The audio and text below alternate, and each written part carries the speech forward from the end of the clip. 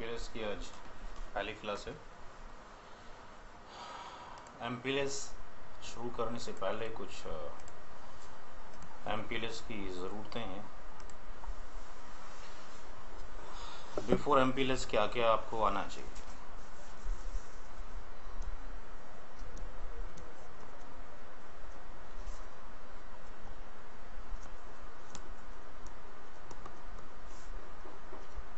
CCNP का राउट आता हो इन डेप्थ जो एमपीएलएस करना चाहता है। दूसरा, जो एमपीएलएस करना चाहते हैं राउट आता हो, यानी ये राउट उन्होंने पढ़ रखा हो, सर्टिफिकेशन वटेवर जो भी है, नॉलेज होनी चाहिए कहने का मतलब है। दूसरा पार्ट ये, एक पार्ट होता है VRF। ये CCNP राउटिंग का पार्ट नहीं है, ये आप पढ़ चुके हैं, ऑलरेडी कर चुके हैं। VRF is a new part, तो इसको जानना भी ज़रूरी है। VRF यानी वर्चुअल राउटिंग एंड फॉरवर्डिंग।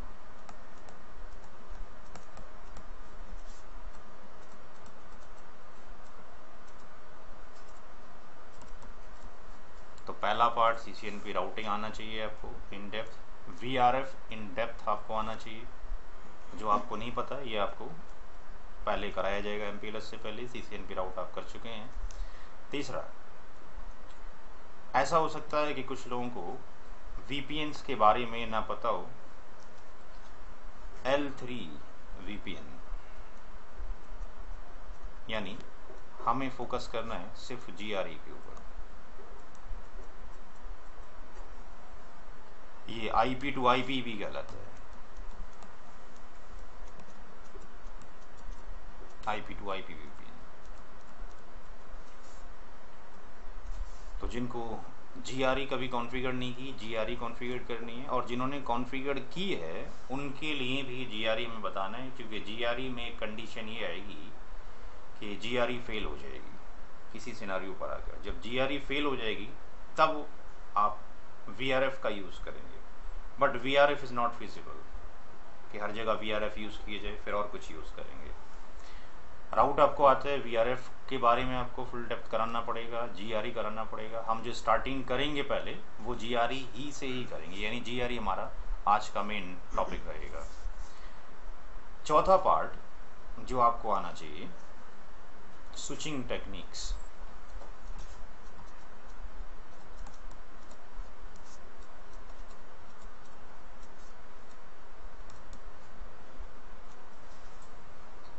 कि प्रोसेस स्विचिंग क्या होती है, फास्ट क्या होती है और सेफ क्या होती है।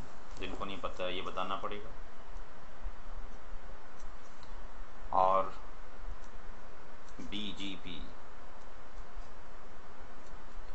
BGP जितना NP में पढ़ा है एनफ है, बट अगर इन डेप्थ जाने का है तो BGP के अंदर अगेन आपको 200 आवर्स लगेंगे BGP को सेपरेट पढ़ने में लिए,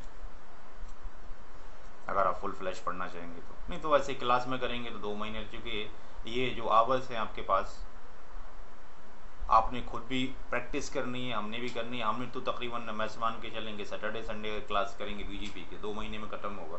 तकरीबन 50 आवर्स रहेगा प्रैक्टिस हमारे हाथ में इन हैंड। बट आपको उस 50 का 4 गुना करने का है, 3 या 4 गुना, तब जाके आपको अंडरस्टैंडिंग ऑन टिप्स हो पाएंगी सारी चीज़ें।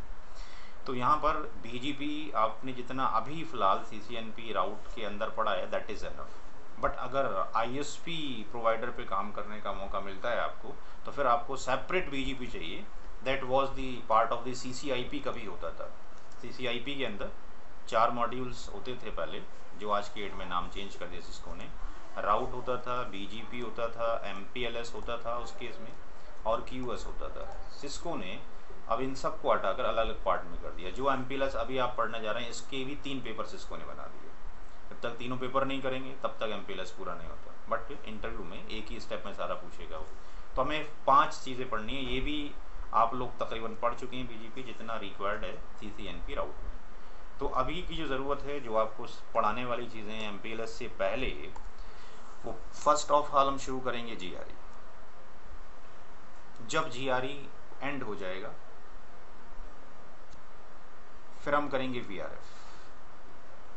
इसके बाद हम लेके जाएंगे आपको स्विचिंग टेक्निक्स के ऊपर।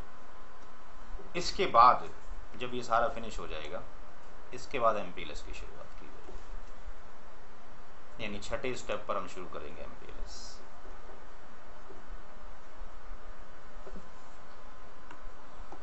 MPLS multi protocol.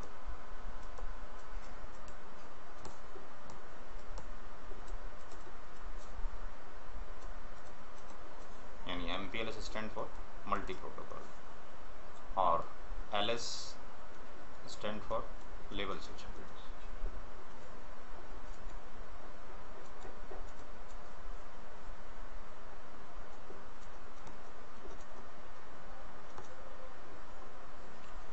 जो MPLS है ये आपके पास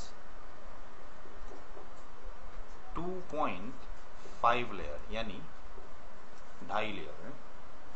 ये MPLS 2.5 layer technology.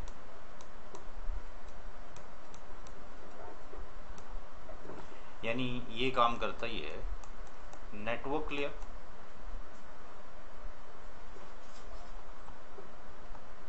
And data link layer के बीच में।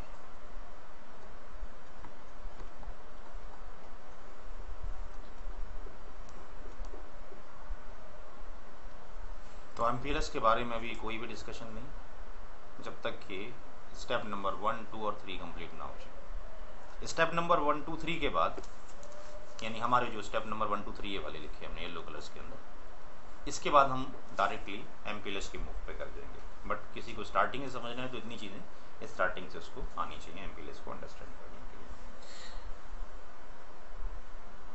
तो पहला जो हमारा टॉपिक है आज का वो है GRE।